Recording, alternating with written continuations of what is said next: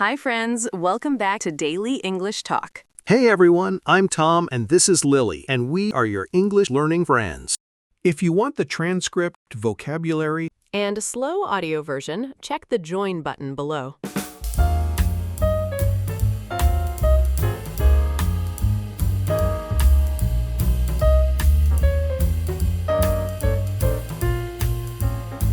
and today is a good one. We are talking about something you do every single day in every language in every country in the world. Talking about your day. How was your day? What did you do today? But we will talk about all of these topics at a B1-B2 level.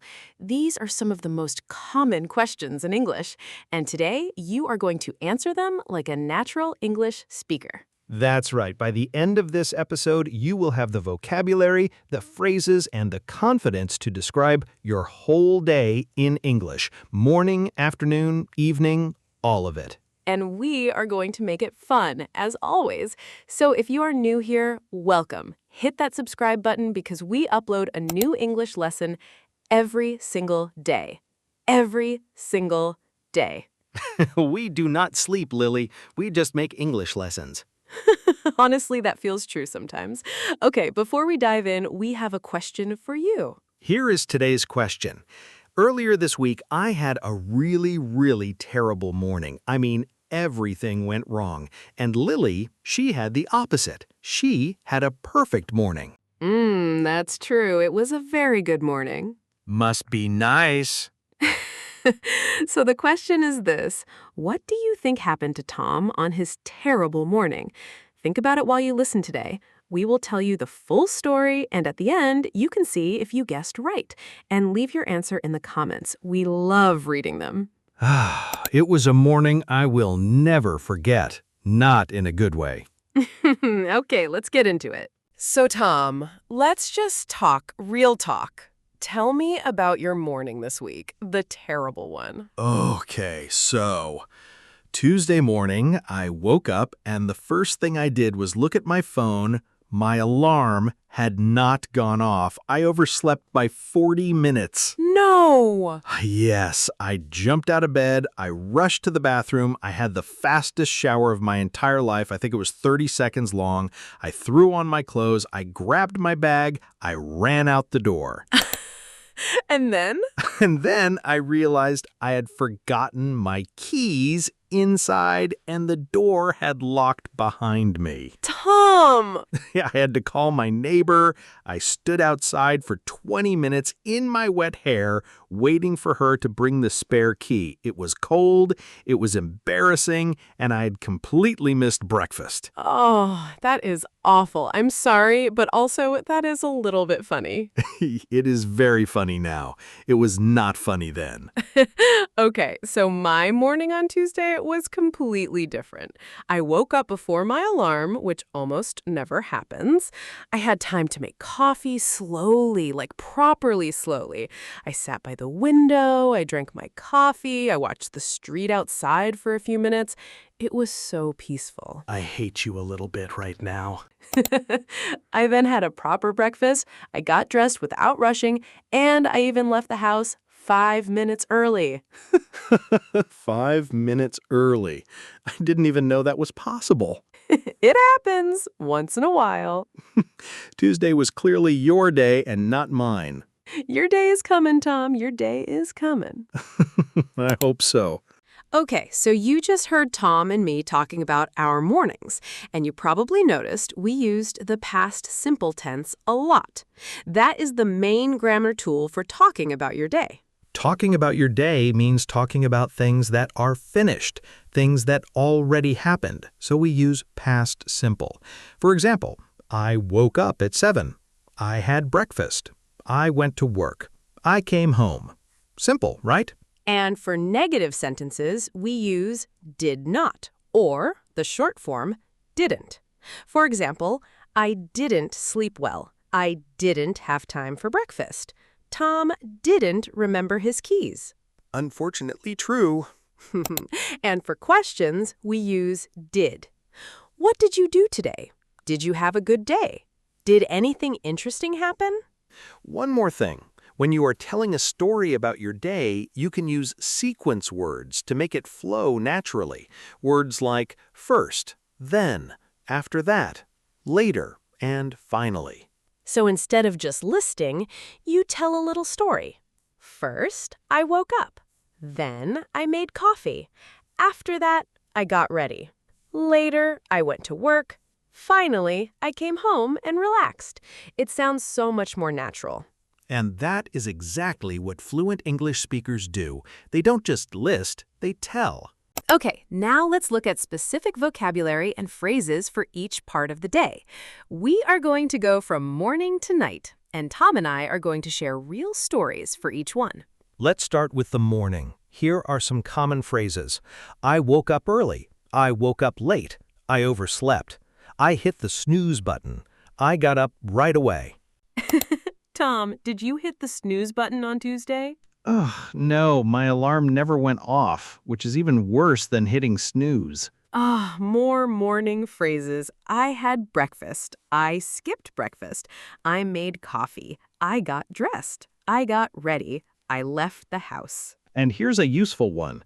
I had a rushed morning, or the opposite. I had a relaxed morning. I had a very relaxed morning on Tuesday.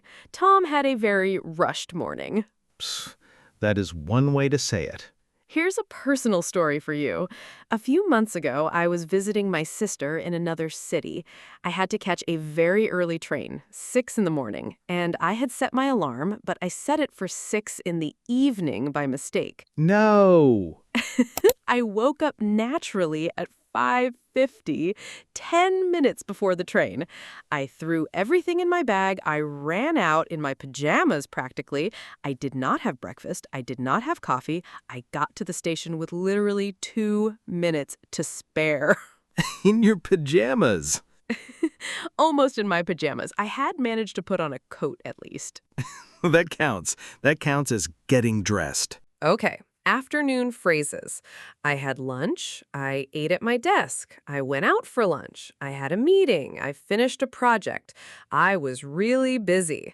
I had a slow afternoon. I ran some errands. What does run errands mean? It's a really common phrase. Running errands means doing small tasks outside the house. Things like going to the bank, picking up groceries, going to the post office, things like that.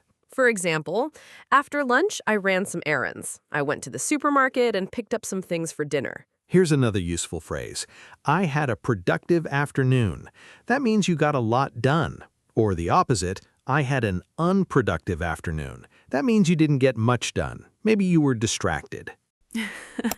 Tom, when do you have unproductive afternoons? Every day between 2 and 3 o'clock. It's scientifically the worst time for me.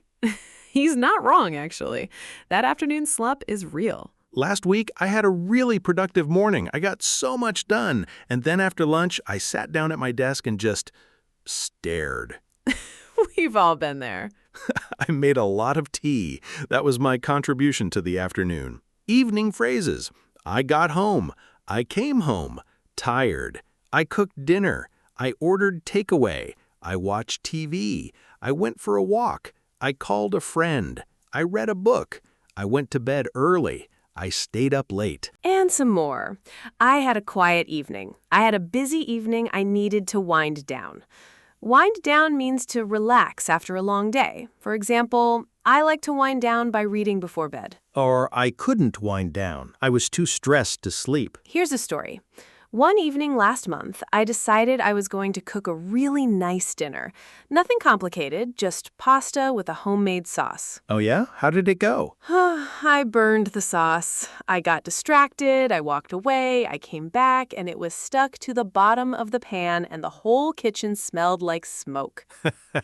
What did you do? I opened all the windows, I ordered takeaway, and I told myself I would try again next week. The cooking dream lives on.